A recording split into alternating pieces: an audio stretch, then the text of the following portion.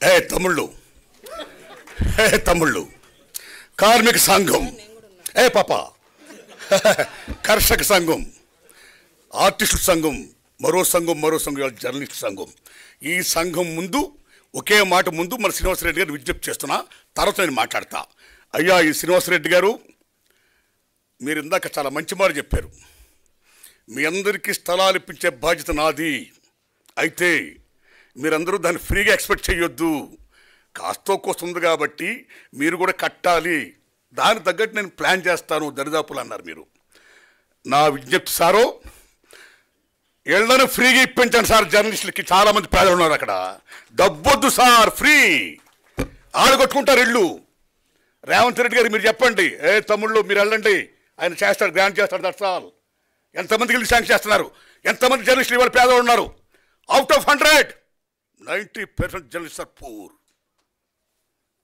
కాబట్టి శ్రీనివాసరెడ్డి గారు నేను మరీ విజ్ఞప్తి చేస్తున్నా ఆ పని చేసి పుణ్యం కట్టుకొని శ్రీనివాసరెడ్డి గారు వందనాలు మీకు తమ్ముళ్ళరా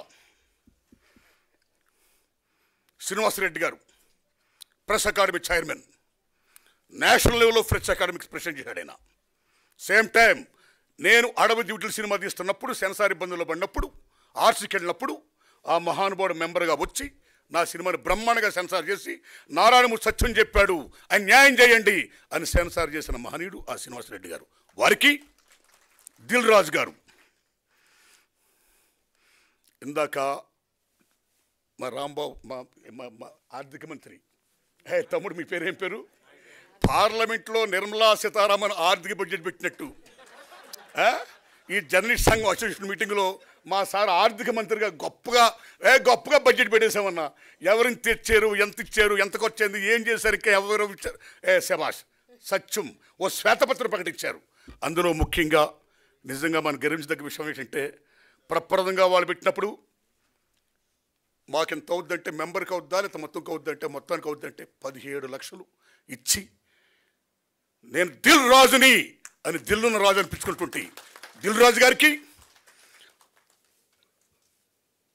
తమ్ముడు విరాస్ ఆలి గారు ఈయన ఒక కేవలం జర్నలిస్ట్ గారు రాయడమే కాదు అనేక ఉద్యమాల్లో సామాజిక ఉద్యమాలు ఆయన పాల్గొనడమే కాదు మాలాటోడందరూ కూడా తీసుకొచ్చి ఇక్కడ పాల్గొని చేశాడు ఆయన అలాంటి విరాస్ ఆలి గారికి ఈ జర్నలిస్ట్ సంఘం నాయకులు త్రిమూర్తులు రాంబాబు గారు ఒక మంచి మాట చెప్పాడు ఇందాక ఒక ఫిల్మ్ ఫ్రెటర్నిటీ మనందరూ బాగా కోరుకోవాలి అందరం బాగుండాలన్నాడు ఆయన దానికోసం అందరూ పనిచేయాలన్నాడు సంఘం ఆ మంచి మాట అన్నది రాంబాబు గారికి అలాగే మా లక్ష్మణారాయణ అన్న ఈజ్ ఎ డాషింగ్ మ్యాన్ వాళ్ళిద్దరు కృష్ణార్జునులు ఆ డాషింగ్ మ్యాన్ కాస్త ఫాస్ట్గా వెళ్తుంటాడు ఆయన ఫాస్ట్గా వెళ్ళడమే కాదు చెప్పేస్తుంటాడు ఇదిగో మీ అందరికీ నేను ఇల్లు ఇప్పిస్తాను అంతే ఇంతే నేను మారుతాను సార్ అన్నాడు ఆయన అలాంటి లక్ష్మణారాయణ గారికి ఆర్థిక మంత్రి గారికి ఇక్కడ పెద్దలు ఎందరో మంది మహామహులు ఉన్నారు ఇక్కడ రెంటాల జయదేవ్ గారు నారాయణరాజు గారు వినాయకరావు గారు తమ్ముళ్ళారా మీ ఓంప్రకాష్ గారు మీ అందరికీ సతీష్ గారు అందరికీ నమస్కారాలండి ఇక నేను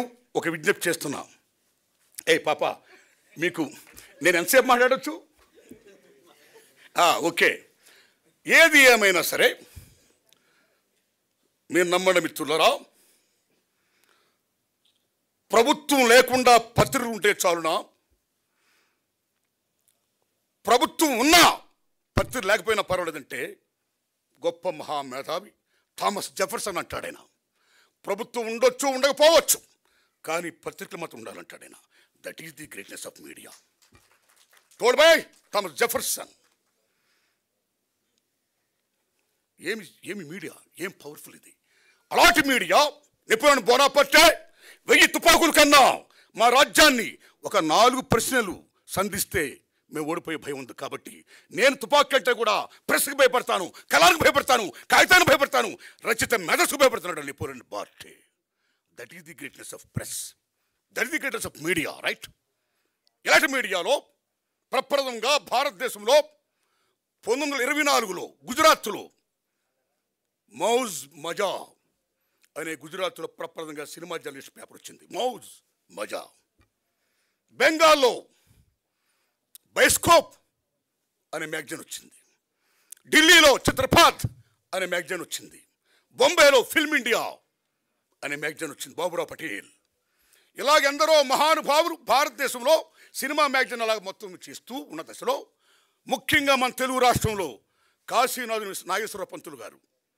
ఆంధ్రపత్రిక వ్యవస్థాపకులైన ఆయన స్వతహాగా నటుడు కళాకారుడు కాబట్టి ఆ రోజుల్లో ఆంధ్రపత్రిక పెద్ద ఫేమస్ కాబట్టి ముళ్ళపూడి వెంకటరామయ్య గారు అందులో రచయిత కాబట్టి జర్నలిస్ట్ కాబట్టి మీరు నమ్మండి మిత్రులారా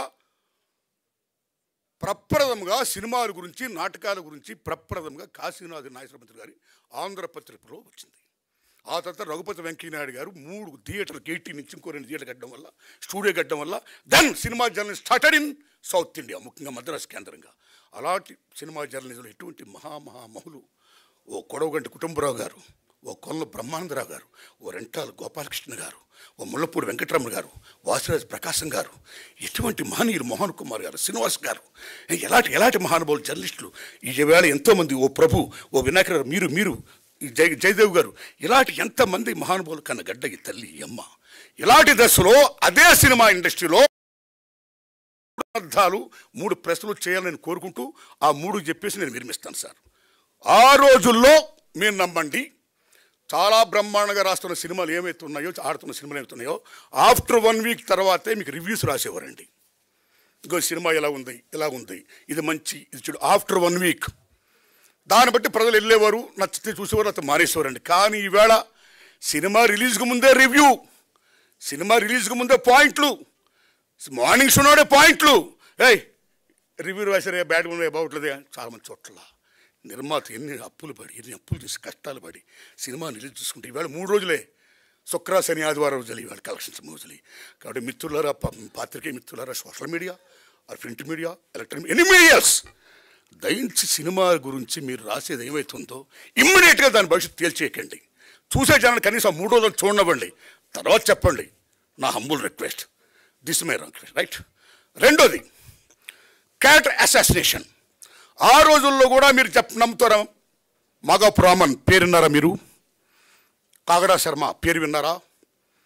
ఆ రోజులు హిందూ నేషన్ కాగడ ఇలాంటి మధ్య పత్రికలు ఉండేవి. రూపవాణి ఒక మ్యాగజైన్ ఉండేది. ఆ రూపవాణిలో పరమేశ్వరుని ఒక సార్ ఉన్నాడు. ఆ సార్ గారికి సావిత్రి గారికి చిన్న క్లాష్ వచ్చింది. ఈగోయిజం. మహాభారతంలో వ్యాస మహానుభావుడు ఏం చెప్తాడు? యుద్ధానికి మూలం ఆడది, ఆస్తి, అహం, అధికారం అంటాడు ఆయన. ఆ అహం దగ్గర వచ్చింది ఆ పరమేశ్వర గారికి సావిత్రి గారికి. అక్కడి నుంచి కోర్టుకి వెళ్ళారు. సావిత్రి గారు కోర్టుకి వెళ్తే మహానటి, ఏం మహానటి మహాతల్లి. కోర్టు మొత్తం అంతా గగ్గోలు, జనం బేబచ్చు, ఏందయ్య రోజు సావిత్రి గారికి రావడం, ఏమ్మ ఆ కేసుని ఏదో మొత్తం చేసేయండి అన్నారు. పెద్ద మనిషి కూర్చొని చేశారు. కానీ అసాసినేట్ చేశారు సావిత్రి గారి క్యారెక్టర్ని. చాలామంది తిట్టారు, చాలామంది కొట్టబోయారు. అలా తర్వాత మాగాపు రామన్ గారు, అలా చాలా మీకు తెలుసు కాగడా శర్మ గారు. ఈ రకంగా చేయడం వల్ల సినిమా ఫీల్డ్లో ఉన్న దర్శకులు కానీ నిర్మాతలు కానీ 24 క్రాఫ్ట్స్ ఎనీబడి ఎల్స్ ఎవరున్నా సరే వాళ్ళ వ్యక్తిగత జోలికి వెళ్ళిన తర్వాత, క్యారెక్టర్ అసాసినేట్ జరిగిన తర్వాత చాలా డ్యామేజ్ జరిగేది. అలాగా సంచలనాల కోసం సంబంధం లేని మాటలు, పాటలు, హెడ్లైన్స్, ఏదో మీటింగ్లో ఏదో మాడతా దిల్ రాజుని ఖండించిన నమ్ముతుంటారు. దానికి సంబంధం లేదు. ఆ దిల్ రాజు గారి పేరు ఎత్తలేదు నేను. దిల్ రాజుని లెక్క చేయను అనుమతి నేను లెక్క చేయ, అది ఎక్కడ ఉందో అసలు నేను మాట్లాడినా ఆయన మాట ఎత్తలేదు. సో నన్నని కాదు తమ్ముళ్ళారా, ఈ రకంగా చేసేయడం వల్ల ఈ మధ్యలో చాలా గొడవలు వచ్చాయి. కాబట్టి ఈ రకమైనటువంటి అసాసినేషన్ సంబంధించిన మాటలు కానీ ఇది కానీ, ఎందుకంటే you are a most powerful media, దయించాలి రాతలు రాయొద్దని మీరు దండం పెడుతున్నారు సార్. ఇది రెండోది సార్. ఇంక మూడోది సార్, ఈవేళ సినిమా చాలా క్లిష్ట పరిస్థితిలో ఉంది. ఈవేళ సినిమా అంటే కేవలం దిల్ రాజు గారు, అల్లు అరవింద్ గారు, సురేష్ బాబు గారు, మైత్రి మూవీస్ వీళ్ళే కాదు నిర్మాతలు. సినిమా ఇండస్ట్రీ 90% సగటు నిర్మాతలు. కానీ ఈవేళ సినిమా కేవలం 10% విజయంలో ఉంది. ఈవేళ రిమైనింగ్ 90% మామూలు క్లిష్ట పరిస్థితులే లేరు. సో మెనీ ఫ్యాక్టర్స్ స్కీమ్ అన్నీ మీకు తెలిసిన ఎక్స్ప్లెయిన్ చేయవసరం.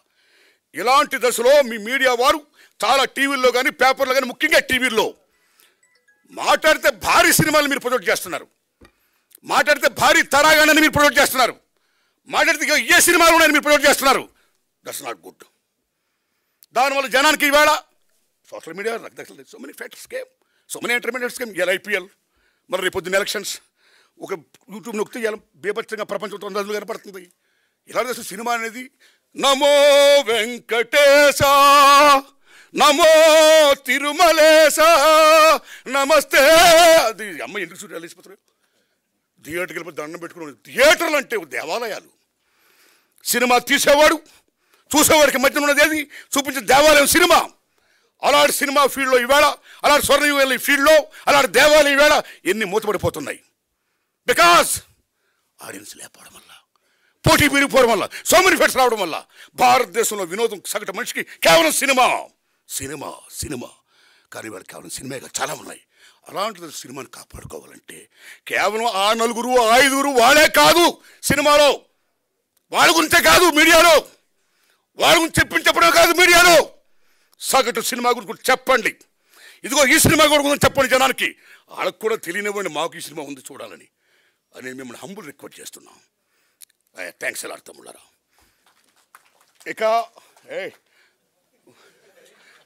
రాంబాబు గారు, లక్ష్మణ, తమ్ముడు ఆర్థిక మంత్రి, నేను మనస్ఫూర్తి చెప్తున్నా తమ్ముళ్ళరా, రిప్రజెంట్ చేస్తారు. శ్రీనివాస్ రెడ్డి గారు ఫ్రీగా మాత్రం ఇప్పించి పుణ్యం కట్టుకోండి. నమస్కారం.